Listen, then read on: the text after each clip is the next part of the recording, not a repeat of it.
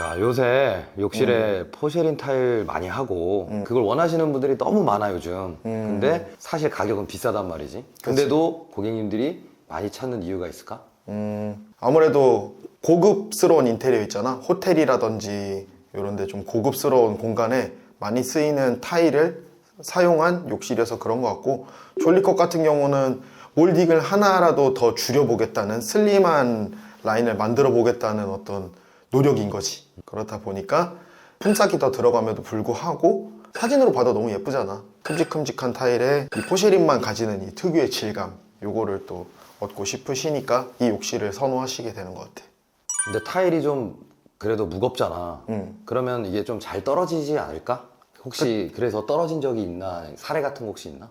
타일에는 크게 이제 세 가지 종류가 있거든. 자기질, 섭기질, 뭐 도기질 이렇게 있어. 근데 우리가 다루는 건 보통 도기질이랑 자기질을 많이 다루잖아. 근데 도기질 같은 경우는 온도가 조금 낮은 데서 굽는 거고, 자기질은 좀 높은 데서 굽는 거고, 거기다가 압축이나 뭐 표면 처리를 추가적으로 한 게 이제 포쉐린 폴리싱 타일이라고 해. 근데 그 타일이 큰 특징이 뭐냐면은 아무래도 높은 온도에서 구운 자기질 혹은 포쉐린 폴리싱 타일들이 좀 더 강도도 높고 무게도 좀 더 나가고 흡수율이 되게 낮아.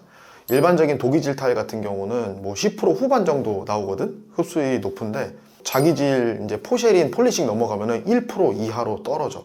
그렇다 보니까 좋게 말하면은 물을 흡수를 잘 안 하니까 이제 뭐 방수 성능이라든지 아니면 뭐 곰팡이 우려 이런 것들이라든지 강도는 훨씬 더 좋을진 모르겠지만 무게도 무거울 뿐더러 흡수율이 별로 안 좋다 보니까 벽에 붙을 때 접착제랑 궁합이 좀 안 좋을 수가 있어. 그래서 예전 같은 경우는 이제 가벼운 그 도기질 타일로 해가지고 뭐 떠붙임 몰타를 사용해가지고 이제 떠붙임 공법을 많이 사용했다고 한다면은 그래도 어느 정도 붙어 있었거든. 보편적으로는 이게 웬만한 접착제나 그런 걸로는 불가능하거든.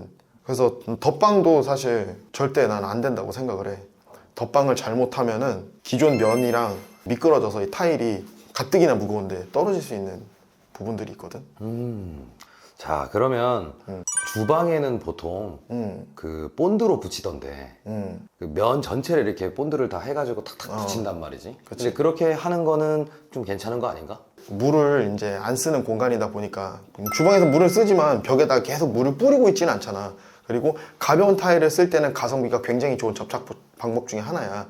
아까 말한 방법이 이제 붙이는 공법으로 따지면 이제 압착 공법 내지는 뭐 계량 압착 공법이 될 거야. 면 전체를 본드를 발라서 톱니흑손이라고 있어. 이렇게 긁으면은 면 전체를 본드를 칠할 수가 있거든. 그래서 거기다가 타일을 바르게 되면 잘 붙어 있어. 가벼운 타일 같은 경우는. 근데 이렇게 큰 타일을 그걸로 붙이고 물까지 들어가면은 녹아서 떨어질 수 있다는 거지. 그러면 욕실에는 그 본드를 쓰면 안 되겠네? 절대 안 되지. 아크릴 계열 본드가 방수형이 있다고는 하지만은 그걸 써서 사례라고 나오지는 않았을 거 아니야. 그냥 일반적인 주방에서 썼던 작은 타일에 붙이는 그런 아크릴 계열 본드를 붙여서 문제가 되는 사례가 진짜 많이 나오고 있거든. 절대 쓰면 안 되는 거야. 물 묻으면 녹아버린다니까. 줄눈에 의지하고 있다가 줄눈이 조금이라도 깨져서 물이 계속 들어가다 보면은 이게 들썩들썩해. 그럼 이게 왜 떨어진지 몰라. 근데 AS 기간은 지났어. 나 몰라라 하면은 진짜 당황스러운 거지. 그 사실 분들은 위험할 수도 있는 거예요. 이 타일이 좀 무겁냐고. 나 같은 경우는 이제 폴리머 시멘트 계열을 많이 쓰거든. 뭐 우리나라에서는 드라이픽스를 많이 이제 유통되고 있고, 드라이픽스 1이 있고 난방용이 있겠지. 난방용이 좀 더 좋은 거고, 그 다음에 아덱스 X18 X18이 있고, 마페이라는 회사에서도 나오는 게 있어. 마페이 캐라플렉스 뭐 S1 맥시 X1이라고 있는데, 그런 것들 같은 경우는 그 시멘트 계열이어서 물이랑 상관이 없고, 물론 약간의 그 붙는데 시간은 살짝 걸리는 편이긴 하지만 그래도 붙어 있을 때 탄성도 있고 접착력도 있어가지고 뭐 진동 같은 데도 좀 괜찮고, 그 다음에 대부분 채워서 바르거든. 에폭시를 중간중간 섞어서 바르기도 하거든. 근데 에폭시 같은 경우는 워낙 딱딱하고 펴 바르기가 어렵다 보니까 에폭시만 써서 접착을 하는 집 같은 경우는 점접착으로 들어가. 일부만 붙어 있다 보니까 빈 공간이 되게 많을 거야. 폴리머 시멘트 계열을 쓰게 되면은 꽉 채워서 시공을 할 수가 있어. 그러면 타일에 빈 공간이 없다 보니까 좀 더 잘 붙어 있고 안정적이겠지. 그리고 탄성이 좀 보조를 해주니까 골조가 온도에 따라 변했을 때 이 타일이 데미지가 별로 없는 거야. 그래서 접착제는 굉장히 고를 때 무거운 타일일수록, 그 다음에 흡수율이 떨어지는 이런 포세린 타일일수록 선택이 중요하다. 여기 이제 욕실 기구 시공할 때 추가로 뭐 특이사항이나 알아야 될 점 있을까? 딱딱하고 고밀도인 타일이다 보니까 드릴 앞에 다는 그 비트를 타일용 길이를 써서 앞뒤로 때리는 햄머 드릴 기능을 켜갖고 이걸 하게 되면은 금이 쫙 갈 거야. 아니면은 안 뚫리거나. 보통 이런 종류의 타일 같은 경우는 앞에 공업용 다이아몬드가 발라져 있는 그런 드릴 비트가 있어. 이제 그런 걸로 살살살살 뚫어줘야 돼. 안 그러면은 이게 또 갈라지는 것도 문제긴 하지만은 이 드릴 비트가 되게 비싼 편이야. 비싼 편인데 또 몇 개 안 쓰고 이제 교체를 계속 해야 될 수도 있거든. 그래서 물에 또 식혀주고 하면서 살살살살 뚫어줘야 돼. 그래서 일반적인 타일보다는 뚫는데 난이도가 좀 있지. 확실히 포세린 타일이 좀 어려운 작업이네. 이어서 지금 거기에도 이제 돼 있지만 줄눈에 대해서도 쫙 한번 설명해 줘. 줄눈 같은 경우 우리가 보통 말할 때는 이게 매지라고도 하기도 하고 줄눈이라고 하잖아. 이런 타일이나 벽돌 이런 틈 사이에 있는 이 공간을 매지라고 하는 건데, 줄눈 제가 여러 가지 종류가 있어. 줄눈 시멘트 종류가 있고, 그다음에 그 줄눈 시멘트를 조금 개량해서 만든 이제 탄성 줄눈 시멘트가 있고, 그다음에 신축 현장에서 많이 보이는 반짝이 줄눈들 있지? 그걸 이제 폴리우레아 계열 줄눈이라고 하고, 그 다음에 좀 흔하진 않지만 이제 아시는 분들은 아시는 그 에폭시 줄눈이 있거든. 우리가 보통 흰색 백시멘트 뭐 하면서 썼던 그런 시멘트 계열 줄눈 같은 경우는 되게 바르기도 쉽고 초보자들도 충분히 바를 수 있는 그런 난이도였거든. 그래서 웬만하면은 타일만 잘 붙어 있으면 줄눈 넣는 건 진짜 어려운 작업은 아니었어. 근데 이게 흡수율이 굉장히 높다 보니까 곰팡이가 잘 펴. 구멍 뚫릴 때도 있고 갈라지기도 하고 막 그런단 말이지. 탄성이 좀 떨어지다 보니까. 그래서 그거를 조금 개량을 한 거야. 이제 첨가제를 넣어갖고 좀 개량을 해서 탄성도 좀 가지고, 그 다음에 곰팡이도 방지할 수 있는 그런 성분이 들어간 녀석들을 이제 탄성 줄눈 시멘트라고 하거든. 이제 그 다음에 나온 게 신축에서 탄성 줄눈을 안 넣어줄 거 아니야, 신축 아파트 같은 경우는. 그러니까 이 차선책으로 생각을 한 게, 이 줄눈에 곰팡이 쓰는 건 싫으니까 일정 부분을 파내고 나서 액체형으로 되어 있는 그런 폴리우레아 계열 줄눈을 넣는 거야. 그러면은 얘네는 거의 흡수율이 없어. 그렇다 보니까 곰팡이가 안 생기겠지.